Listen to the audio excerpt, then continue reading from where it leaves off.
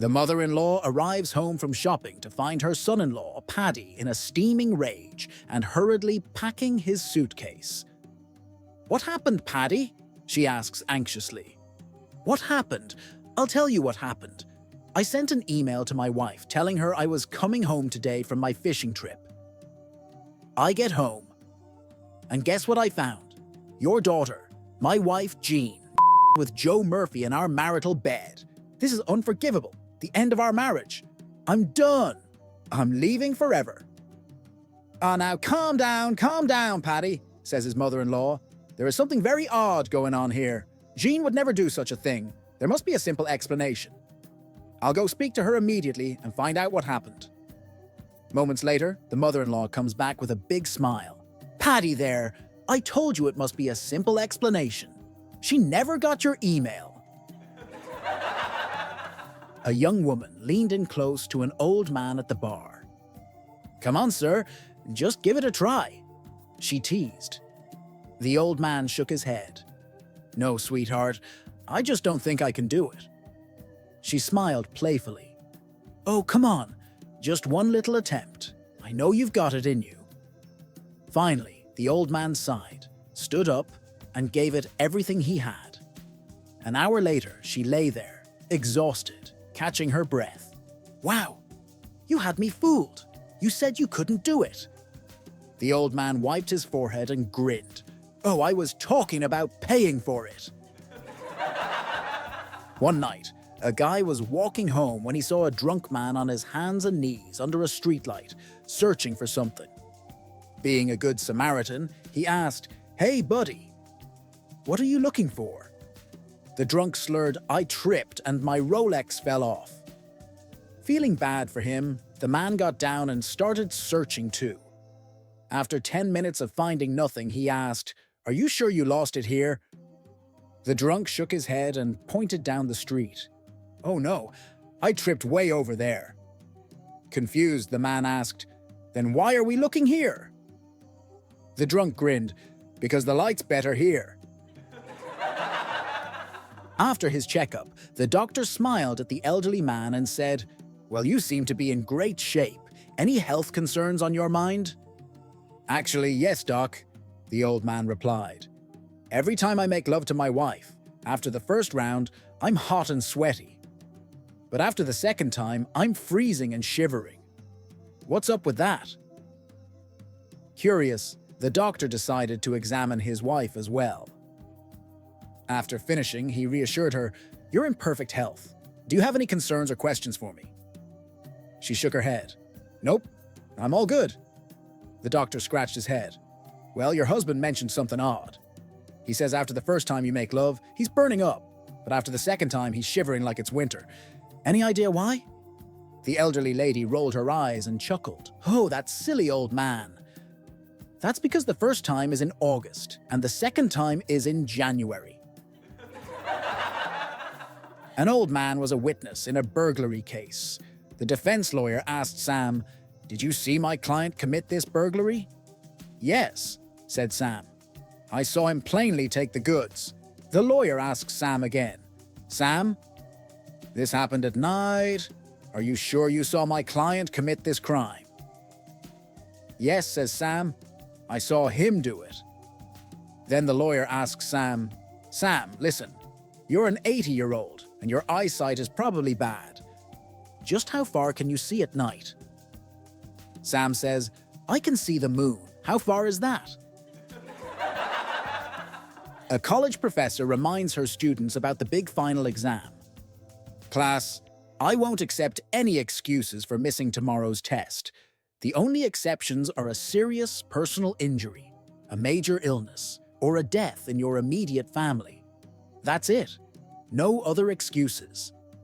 Suddenly, a student in the back raises his hand and asks, "Professor, what if I come in tomorrow suffering from complete and total utter exhaustion?" The class stifles their laughter, waiting for the professor's response. She smiles, shakes her head and says sweetly, "Well then, I guess you'll just have to write the exam with your other hand." A priest is driving down the road when he comes across a pig lying dead in the road. He contacts the police to inform them of his find. A cocky desk sergeant laughed and said, "Did you give it the last rites?" "No," said the priest. "I thought I'd inform his next of kin first." A farrier was called out to work at a wealthy doctor's horse barn. Normally, the doctor's wife would be there to help hold the horses, but this time, the doctor himself came out to meet him. As the farrier worked, he casually asked, "Where's your wife today?" The doctor sighed and said, "She doesn't live here anymore." Curious, the farrier asked, "Oh, what happened?" The doctor explained, "Well, we started having problems with our septic tank. Not something you'd expect in a brand new house. So we called someone out to take a look. My wife and I stood there as the guy dug it up and opened the lid." The doctor paused, then added, "Let's just say there were a lot of items floating on top that I've never had a use for." The farrier raised an eyebrow. The doctor simply shrugged and said, "I've had a vasectomy." A woman was having a passionate affair with an Irish inspector from a pest control company. One afternoon, they were carrying on in the bedroom together when her husband arrived home unexpectedly. "Quick," said the woman to the lover, "into the closet." And she pushed him in the closet. Stark. The husband, however, became suspicious, and after a search of the bedroom, discovered the man in the closet. "Who are you?" he asked him. "I'm an inspector from Bugs Begone," said the exterminator. "What are you doing in there?" the husband asked. "I'm investigating a complaint about an infestation of moths," the man replied. "And where are your clothes?" asked the husband. The man looked down at himself and said, "Those little..." On their wedding anniversary, the wife lay beside her husband in bed, staring at the ceiling. Softly, she said, "Imagine if I always listened to you, understood everything you said, and never argued with you." The husband went silent for a moment. Then, out of nowhere, he burst into laughter, so hard that he rolled out of bed and hit the floor. Shocked, the wife leaned over the edge and asked, "What's so funny?" Catching his breath, he wiped his eyes and said, "I can't even imagine that happening." A married man was having an affair with his secretary. One day, after a passionate afternoon, they fell asleep at her place and woke up around 10 p.m. As he quickly got dressed, he asked her to take his shoes outside and rub them through the grass and dirt. Confused, she did it anyway. He slipped them on and headed home. When he walked in, his wife immediately asked, "Where have you been?" The man replied, "I can't lie to you, darling. I've been having an affair with my secretary. I fell asleep in her bed and just woke up." The wife looked at his shoes, then shouted, "You liar! You've been playing golf." A Georgia state trooper pulled a car over on I-95, just 2 miles from the South Carolina line. Trooper: "Sir, any reason you were speeding?" Driver: "I'm a magician and a juggler. I've got a show tonight, and I can't be late." The trooper, intrigued, leaned in. "A juggler, huh? I've always wanted to see that. Tell you what, show me a little juggling, and maybe I'll forget about the ticket." The driver sighed. "I'd love to, but all my gear's already at the venue." The trooper grinned. "No problem. I got some flares in the trunk. Can you juggle those?" The juggler smirked. "Oh, absolutely." So the trooper lit up 3 flares and handed them over. Soon the juggler was tossing them high in the air, putting on quite the show. Just then, a car pulled up behind them. Out stepped a good old boy from South Carolina, clearly a few drinks deep. He stood there, watched the flaming performance for a few seconds, then shook his head, walked over to the patrol car, and got in the back seat. The trooper, confused, walked over and opened the door. Sir, what are you doing?" The drunk looked up, sighed, and said, might as well take me to jail now. Ain't no way I'm passing that test. An old married couple could not stand each other. They fought every single day, yelling so loud the whole neighborhood could hear. The husband would always warn, "When I die, I'll dig my way out of the grave just to haunt you." Well, one night he suddenly passed away. His wife, instead of mourning, went straight to the local bar to celebrate. But to her shock, the next day, the old man actually dug his way out and came back. Just like that, they were back to their usual bickering. A few years later, he died again. This time, the wife celebrated even harder. Her neighbours, remembering his warning, asked, "Aren't you afraid he'll come back to haunt you?" She just smirked and said, "Nah, not this time. I had the old fool buried upside down." After the Sunday service, Johnny hurriedly approached his parents, his face serious with a request. "Mom, Dad, I need to talk to the minister right away," he said with urgency. His parents nodded, smiling at his eagerness, and they all made their way to the pastor, who warmly greeted them. "Pastor," Johnny began, "I heard you say today that our bodies come from the dust." "That's right, Johnny," the pastor replied. "Our bodies are made from dust, and when we die, they return to it." Johnny scratched his head thoughtfully before saying, "Well, Pastor, you better come over to our house right away and check under my bed, because I think there's someone either coming or going." The pastor blinked in surprise, then chuckled, realizing Johnny's concern. "I'll be right there, Johnny," he said, trying to contain his laughter. "Let's see what's going on under that bed of yours." There was an old priest who got sick of all the people in his parish who kept confessing adultery. One Sunday from the pulpit, he said, "If I hear one more person confess to adultery, I'll quit." Well, everyone liked him, so they came up with a code word.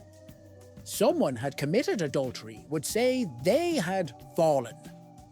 This seemed to satisfy the old priest, and things went well until the priest died at a ripe old age. About a week after the new priest arrived, he visited the mayor of the town and seemed very concerned. The priest said, "You have to do something about the sidewalk in town. When people come to the confessional, they keep talking about having fallen." The mayor started to laugh, realizing that no one had told the new priest about the code word. Before the mayor could explain, the priest shook an accusing finger at the mayor and said, "I don't know what you're laughing about. Your wife fell 3 times this week." Lincoln, a young man, wanted to get his beautiful blonde wife, Lucy, something nice for their 5th wedding anniversary, so he decides to buy her a cell phone. She is all excited. She loves her phone, and he explains all the features on the phone. The next day, Lucy goes shopping. Her phone rings, and it's Lincoln. "Hi, honey," he says, "how do you like your new phone?" And she replies, "I just love it. It's so small, and your voice is clear as a bell. But there's one thing I don't understand, though." "What's that, baby?" asks the husband. "How did you know I was at Walmart?" asked Lucy. A man watched his wife preparing dinner and noticed something unusual. Before she fried the sausages, she always cut off both ends and tossed them away, only cooking the middle. Confused, he asked, "Why do you always cut off the ends of the sausages before cooking them?" She shrugged and replied, "I don't know. It's just how my mom taught me." Curious, the next day they visited her mother, and the wife asked, "Mom, why did you teach me to cut off the ends of the sausages?" The mother paused and said, "I'm not really sure. That's just how my mom did it. We should ask her."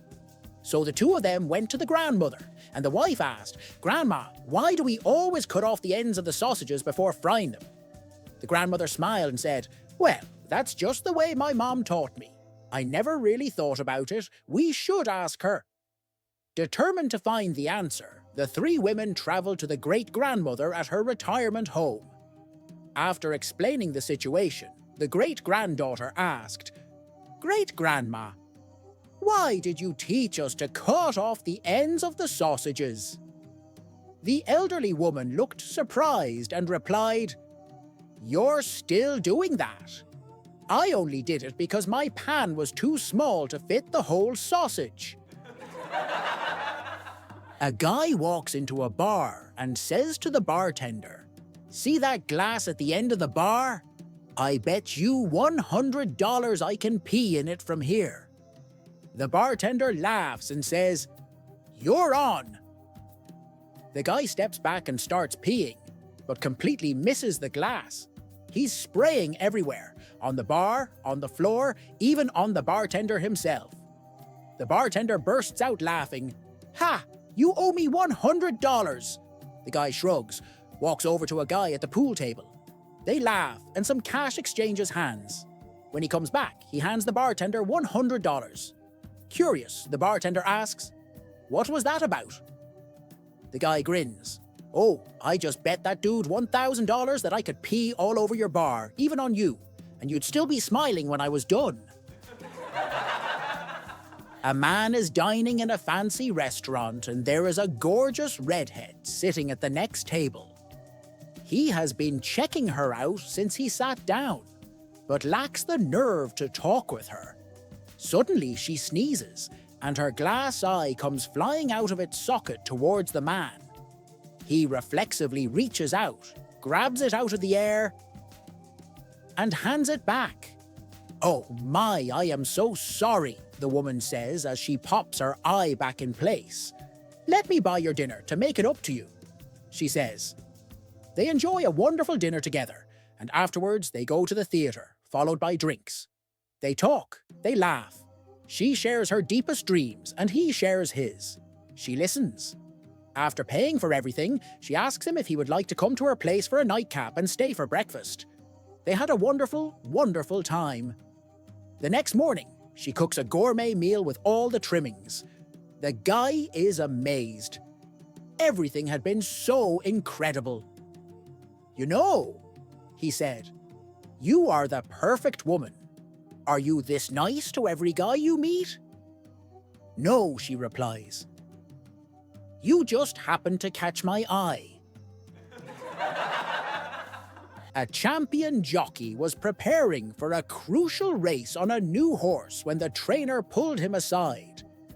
"Listen carefully," the trainer said. "This horse is a little different. Every time you approach a jump, you must yell, 'Alley-oop,' as loud as you can. If you do that, everything will go smoothly." The jockey raised an eyebrow. "You're joking, right?" "Nope. Just do it," the trainer insisted. Skeptical but eager to win, the jockey mounted up, and the race began. As they neared the first hurdle, he decided the trainer's advice was nonsense and stayed silent. The horse barreled straight through the jump, sending wood flying everywhere. Shaken but determined, they reached the second hurdle. This time, feeling a little foolish, the jockey hesitantly whispered, "Alley-oop!" Crash! The horse smashed through the jump again. Now, in full panic mode, the jockey realized he had no choice. As they approached the third jumps, he took a deep breath and shouted at the top of his lungs, "Alley-oop!" Like magic, the horse soared gracefully over the hurdle. For the rest of the race, the jockey followed the trainer's bizarre instructions, clearing every jump with ease. Unfortunately, the disastrous start meant they only finished in third place. After the race, the furious trainer stormed over. "What the happened? Why didn't you do what I told you?" The jockey threw up his hands. "I did. But what's the deal with this horse? Is he deaf or something?" The trainer's eyes nearly popped out of his head. "Deaf? "You absolute idiot! He's blind!" An Irishman walks into a bar in Dublin, orders 3 pints of Guinness, and takes a seat. He sips from each one in turn until they're gone, then comes back for another round. The bartender, a bit puzzled, says, "You know, lad, a pint goes flat. If you don't drink it fresh, it'd taste better if you ordered them one at a time." The Irishman smiles and says, "Ah, but you see, I've got 2 brothers, one in America, one in Australia. When we all left home, we promised we'd drink this way to remember the good old days together. So I have one for each of me brothers, and one for meself." The bartender nods, touched by the tradition, and lets it be. The Irishman becomes a regular, always drinking the same way. Then one day he walks in and orders only 2 pints. The bar falls silent. Everyone notices. When he returns for another round, the bartender leans in and says gently, "I don't mean to intrude, but I just wanted to say, I'm sorry for your loss." The Irishman looks confused for a second, then bursts out laughing. "Oh no, everybody's grand. It's just that my wife had us join that Baptist church, so I had to quit drinking. But it hasn't affected me brothers though." A police officer was making his usual rounds when something unusual caught his eye. A trail of $50 bills scattered along the sidewalk, leading into a dimly lit alley. Intrigued, he followed the money trail and soon spotted an elderly woman struggling to drag 2 heavy trash bags. One of them had a tear, leaking $50 notes onto the pavement. "Excuse me, ma'am," the officer called out. "Looks like one of your bags has a hole in it." The woman turned, saw the money, and gasped, "Oh dear, thank you, young man. That could have been a disaster." The officer nodded, but curiosity got the better of him. "If you don't mind me asking, where did all this cash come from?" The old lady smiled and leaned in. "Well, you see, officer, I live in that nice house at the end of the street, right next to O'Malley's pub. Every night, those drunk hooligans stumble out and, pardon my language, relieve themselves all over my garden fence." She huffed, shaking her head. "I got tired of it, so last night I stood outside with my garden shears and said, $50 or I snip." The officer burst into laughter, picturing the terrified drunks handing over their cash. That's honestly brilliant. As the woman turned to leave, the officer, still chuckling, gestured to her second trash bag.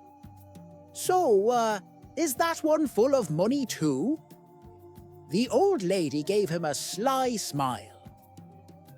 "Well, officer, let's just say not everyone paid." A federal DEA agent pulls up to a sprawling Texas ranch, stepping out of his shiny black SUV with an air of arrogance. From the first moment, it's clear he doesn't belong in the country. His neatly pressed uniform and spotless boots scream city boy, and he looks downright disgusted as he steps onto the dusty ground. He approaches an old rancher who's leaning against a fence post, chewing a piece of straw. "I'm here to inspect your property for illegal substances," the agent declares, pulling out a clipboard. The rancher tips his hat back and nods. "Sure thing, son. Look wherever you want. Just don't go in that field over yonder." The agent's eyes narrow. "Excuse me?" The rancher shrugs. "Just saying. You can search anywhere, but that field ain't a good idea." The agent scoffs, reaches into his back pocket and yanks out his badge, holding it up like it's the Holy Grail. "You see this badge, old man? This badge gives me the authority of the United States government. I can go wherever I want, whenever I want, and you can't stop me. Got it?" The rancher raises his hands in surrender. "Fair enough." The agent smirks and marches off towards the forbidden field, chest puffed out like a rooster in a henhouse. Moments later, blood-curdling screams ring out. The rancher looks up to see the agent sprinting for his life.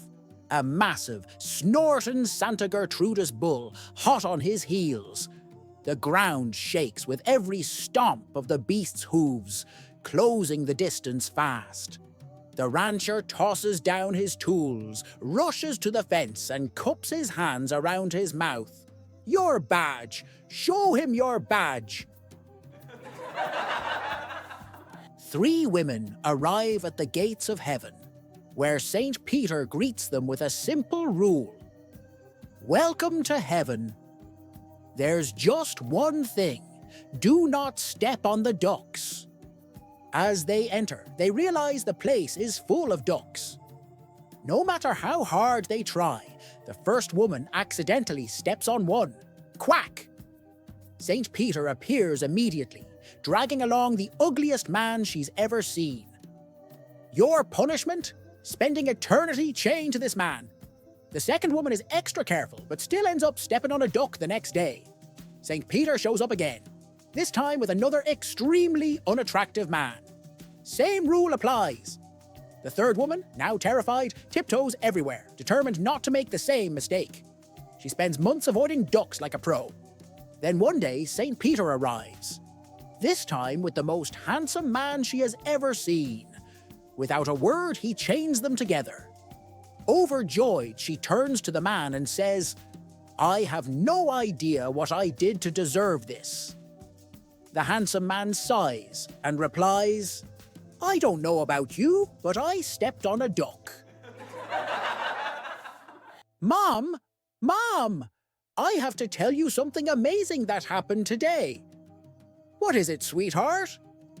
"Today at school, they sat me next to a boy who is sick. He doesn't talk and just shakes his head in a strange way. No one wants to talk to him. Some kids laugh at him, and others are even afraid of him. But today, he grabbed my hand, and for the first time, everyone saw him smile and look truly happy. How did that happen? I don't really know. I just showed him the sharpener we bought yesterday. Then I gave him a brand new pencil, and we sharpened it together. He held the pencil, and I held the sharpener. Mom, I almost cried when I saw how much fun he had. He couldn't stop laughing. I really hope I get to sit with him again tomorrow. I already packed extra pencils in my bag so we can sharpen them together. We raise our children through our actions. Empathy, kindness, and respect. Only with these values can we make the world a better place." After 20 years of marriage, Dave's wife decides to do something wild for his birthday. She takes him to a strip club. She figures it's harmless if she's there with him, right? As they walk in, the doorman greets them with a big smile. "Hey, Dave! How you doing?" His wife's eyes narrow. "You've been here before?" Dave chuckles nervously. "Oh no, honey, he's on my bowling team." They take a seat, and a waitress comes right over, carrying a glass of red wine. "Here's your usual, Dave." Now his wife is really suspicious. "And how does she know what you drink?" Dave shrugs. "She's in the ladies' bowling league. We share lanes sometimes." Before his wife can process that, a stripper walks over, throws her arms around Dave, and purrs. "Hi, Davey! Want your usual table dance, big boy?" That's it. She is done. She grabs her purse and storms out, heading straight for a cab. Dave chases after her and hops in beside her before she can slam the door. Desperately, he tries to explain. "Honey, I swear, she must have mistaken me for someone else." But she's not having it. She's screaming at him, calling him every name under the sun. That's when the cab driver turns around and says, "Dang, Dave. Looks like you picked up a real witch tonight." A guy stuck his head into a barber shop and asked, "How long before I can get a haircut?" The barber looked around the shop full of customers and said, "About 2 hours." The guy left. A week later, the same guy stuck his head in the shop and asked, "How long before I can get a haircut?" The barber looked around the shop and said, "About an hour and a half." The guy left. The barber turned to his friend and said, "Hey Bob, do me a favor, follow him and see where he goes. He keeps asking how long he has to wait for a haircut, but he never comes back." A little while later, Bob returned to the shop, laughing hysterically. The barber asked, "So, where does he go when he leaves?" Bob looked up, wiped the tears from his eyes and said, "Your house." Jack goes to his buddy Bob and says, "I'm sleeping with the priest's wife. Can you hold him in church for an hour after Mass for me?" The friend doesn't like it, but being a buddy, he agrees. After Mass, Bob starts talking to the priest, asking him all sorts of stupid questions, just to keep him occupied. Finally, the priest gets annoyed and asks him what he's really up to. Bob, feeling guilty, finally confesses to the priest. "My friend is sleeping with your wife right now, so he asked me to keep you occupied." The priest smiles, puts a brotherly hand on Bob's shoulder and says, "You better hurry home now, my wife died a year ago." Bob the Builder dies and goes to heaven. But on the way he's kidnapped by Satan and dragged down to hell. After a while, God realizes Bob is missing and phones Satan to complain. "Well," says Satan, "he's doing a couple of little jobs for me. Just a bit of decorating. Then I'll send him up to you." Time passes. Still no sign of Bob among the choir invisible. God calls Satan again. "Okay then," Satan says, "but I just need him to finish some plastering. Then he's all yours, honest." More time passes. Bob still hasn't collected his cloud and harp. Enraged, God calls Satan again. "Look," pleads Satan, "just a bit longer. I need him to put aircon in the Jane Austen wing, and I reckon we're going to need another extension soon, and then—" "Enough," storms God. "Send him to me immediately or I'll sue." "Oh yeah," replies Satan. "And where are you going to find a lawyer up there?" One day the sheriff sees Billy Bob walking around town with nothing on except his gun belt and his boots. The sheriff says, "Billy Bob, what the hell are you doing walking around town dressed like that?" Billy Bob replies, "Well, Sheriff, it's a long story." The sheriff says he isn't in a hurry and that Billy Bob should tell the story. Billy Bob continues, "Well, Sheriff, me and Mary Lou were down on the farm and we started cuddling. Mary Lou said we should go in the barn and we did. Inside the barn we started kissing and cuddling and things got pretty hot and heavy. Well, Mary Lou said that we should go up on the hill, so we did. Up on the hill we started kissing and cuddling and then Mary Lou took off all her clothes and said that I should do the same. Well, I took off all my clothes except my gun belt and my boots. Then Mary Lou lay on the ground and opened her legs and said, 'Okay, Billy Bob, go to town.'